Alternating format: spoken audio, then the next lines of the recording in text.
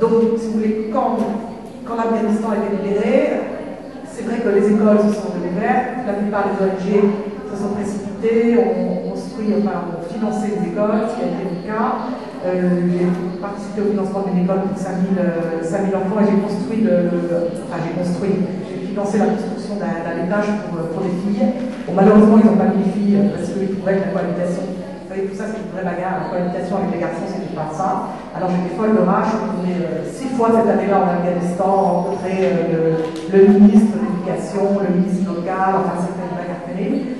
Bon, j'ai perdu, ils ont mis des garçons, voilà, et du coup ça m'a forcé à faire une école de filles. Mais là j'ai gagné parce que j'ai réussi à faire l'école de filles dans la même enceinte, c'est-à-dire que les filles et les garçons étaient dans la même cour de récréation, si je puis dire, dans le même endroit. Mais pour vous dire, c'était vraiment un combat très difficile. Cela dit, dans l'école de garçons, il y avait quand même une centaine de professeurs et 80% des professeurs étaient des femmes.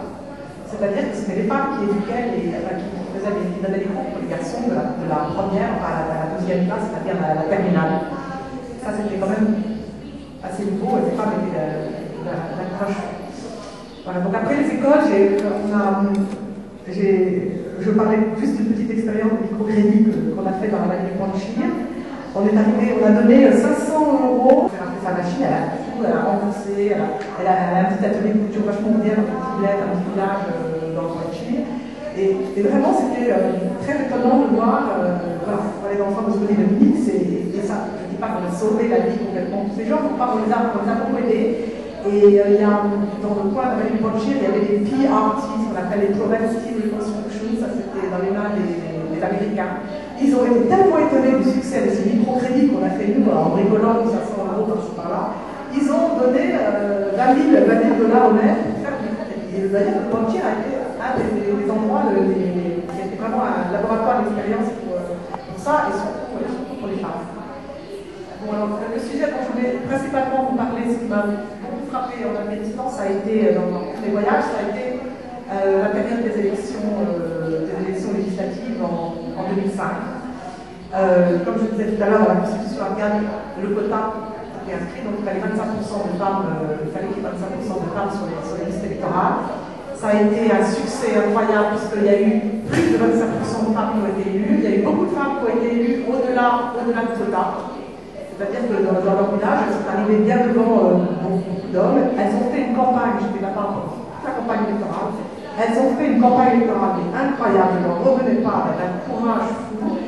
Elles faisaient leurs affiches, elles se baladaient souvent dans certains villages, elles passaient dans les villes avec des haut-parleurs en disant vous votez pour moi. Enfin, c'était quand même, en Afghanistan, sachant ce qui s'est passé avant, ce qui se passait les années précédentes, c'était vraiment quelque chose. Alors il y en avait qui faisaient des posters avec, alors vraiment elles ont des foulards, elles n'avaient pas le jacket, elles ont tous des foulards, alors il y en a pour se faire remarquer avec des foulards jaunes canari, d'autres rouges vives, d'autres. C'était incroyable de voir les murs de la capitale. Il y en a eu 25% qui sont rentrés au Parlement. Alors évidemment, quand vous avez un quota comme ça, bon, bah, c'est vrai que dans les familles, les frères faisaient mettre leurs sœurs sur les listes, ça se passait pas mal en famille, c'est vrai, mais c'était bien. C'est pas mal, elles sont arrivées par là. La plupart d'entre elles étaient ne savaient pas trop ce qu'elles allaient faire, ce qui allait se passer, c'était pas évident. Et donc avec toute une série de personnes avec qui je travaillais sur l'Afghanistan, on a décidé j'ai changé le nom de l'ONG et on s'est appelé des boîtes. On s'est dit, il faut se mobiliser pour toutes ces femmes qui sont élues et il faut les aider. Alors comment on va les aider? Alors je me suis associée avec une ONG américaine qui s'appelle Vital Voices, qui était l'ONG d'Hillary Clinton, qui était bipartisane, parce qu'elle appartenait à la fois à Hillary Clinton et à la fois à la femme de James Baker, donc c'était vraiment une ONG assez dynamique. Et elle n'avait pas travaillé en Afghanistan, elle avait fait plein de programmes pour les femmes en Afrique, femmes en âge. Et elle n'a jamais travaillé en Afghanistan, donc je me suis associée avec elle et on a organisé des séances de formation pour ces femmes qui ne savaient pas ce que c'était que légiférer, comment elles pouvaient faire pour utiliser les skills, les moyens d'arriver à les moyens de faire passer les lois. On a organisé un premier voyage à Paris, alors on en a fait venir 30 en 2006, alors ça a été une épopée invraisemblable. 30 femmes Sur les 30, je crois qu'il y en avait 10 qui avaient déjà voyagé un peu, et il y en avait 20 qui n'étaient jamais sortis d'Afghanistan. Alors ça a été assez difficile. Vous savez qu'en Afghanistan, il y a des problèmes d'ethnie terribles, c'est-à-dire qu'ils sont tous, il y a les Pashtuns, il y a la manière d'ethnie, les Tadjiks, les Hazaras, les Ouzbeks, il y a énormément d'ethnies. Et on a fait venir ces femmes de toutes les ethnies à Paris, et elles ont passé, je ne dis pas, les 3 premiers jours de leur temps à s'envoler en crème. Comment ça va se passer? Elles ne s'occupaient pas du tout de savoir quel programme on allait leur donner, mais elles s'engageaient entre elles parce qu'on avait décidé de donner la parole. On avait choisi des leaders parce qu'on ne pouvait pas donner la parole aux 30 à la fois. Partout où on allait, il y avait un programme avec l'Assemblée nationale, le Sénat, contextualisé, comme des grandes dames absolument partout. Tout le monde leur a ouvert à l'époque, le gouvernement français était formidable pour elle à l'époque, mais c'était un casse-tête parce que si on donnait la parole à une Tadjik, les Pashtuns n'existaient pas possible, c'était absolument terrible. Et les filles de Michael Voices ont été remarquables parce qu'elles ont organisé. On a organisé dans les locaux de l'OCDE à Crémy pour ces femmes et elles ont commencé à leur apprendre comment travailler en groupe.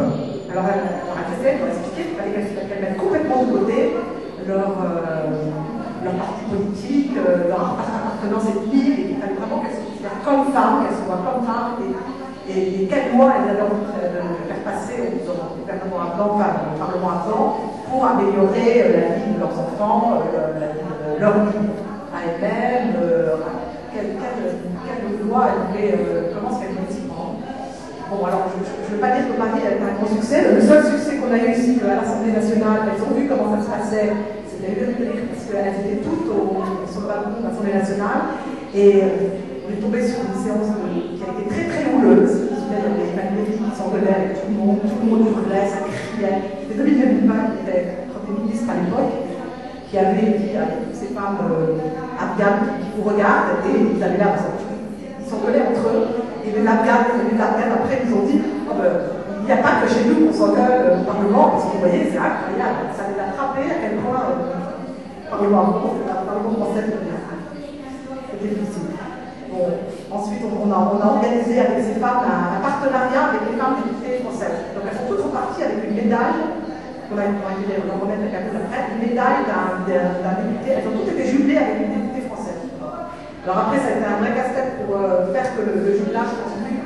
C'était trop compliqué. Enfin, je crois que ça a continué pour une dizaine d'entre elles, mais les 20 jours, ça s'est passé, la médaille a été accrochée chez elles.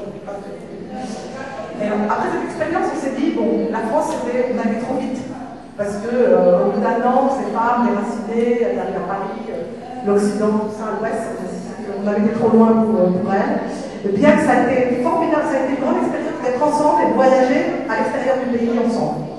Et il y a une des femmes d'ailleurs de Kandahar qui m'a dit, députée de Kandahar, qui m'a dit, je lui ai demandé, mais comment ça se passe pour tes enfants? Parce qu'elle avait 6 enfants, quand tu t'en vas comme ça, elle m'a dit, mais vous ne pouvez pas vous rendre compte, c'est formidable pour moi parce qu'enfin mon mari va apprendre à faire le riz et à s'occuper des enfants, il va savoir ce que c'est.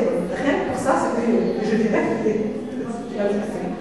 Le deuxième voyage qu'on a fait, c'était à Istanbul. Alors là, j'ai beaucoup plus travaillé avec Vital Voices sur leur on s'est dit, on ne va pas leur faire visiter le Parlement, enfin, on va arrêter tout ça, on va simplement faire des séances de training, de formation à Istanbul. Istanbul, pays musulman, elles sont plus démocratiques, c'était plus facile pour elles de se retrouver. Là, donc, pendant une semaine, on les a eus et on a fait des séances de formation. Une semaine du matin jusqu'à 5 heures. Après, on allait laisser la ville et faire des choses plus agréables. Mais elles travaillaient et on leur a appris à faire ce que les Américaines font beaucoup, ce qu'on appelle les caucus, à se mettre ensemble entre femmes et on faisait des jeux. Alors, elles se mettaient en groupe. Alors, on prenait les Ouzbeks, les Hazaras, les oubliés complètement. Enfin, vraiment simulaire. On a fait comme si vous aviez envie de faire un film sur les enfants prisonniers. Vous pouvez demander à Karzai comment ils vont faire. Alors elle simulait.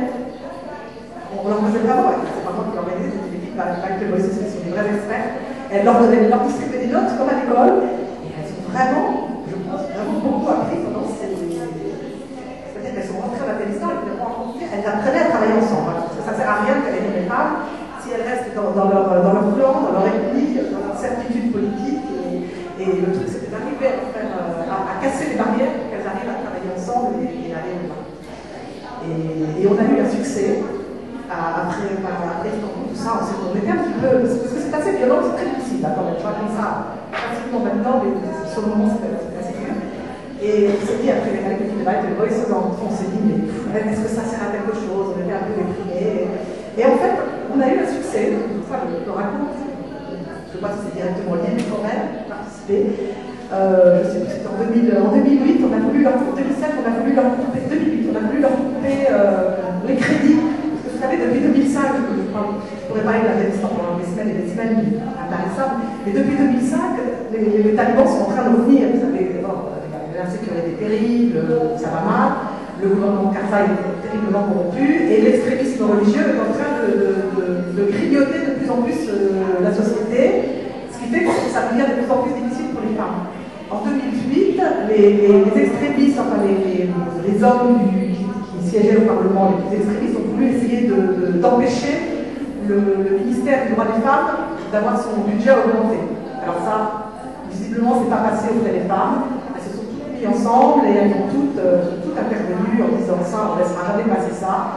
Et elles ont même été, c'était incroyable, elles ont même décidé, comme les hommes persistaient à vouloir en disant ça sert à rien, c'est plus la peine d'augmenter, on a besoin d'argent pour autre chose, ça sert à rien, l'histoire de droits des femmes. Elles ont toutes décidé de quitter le Parlement, elles sont sorties du Parlement, toutes les femmes, se sont retrouvées entre elles, et elles ont gagné. Finalement, le budget du ministère du droit des femmes a été quand même un grand succès. Alors ça, on était assez fiers.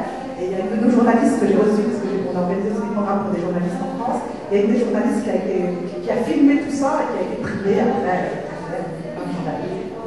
C'était vraiment tout à fait impressionnant. Et voilà, c'est une grande expérience politique que j'ai eue sur les quotas et sur ces femmes. Je peux vous dire, tout ça pour vous dire que les quotas, c'est capital, parce qu'il n'y aurait pas eu ces quotas, bon, il n'y aurait pas eu ces femmes.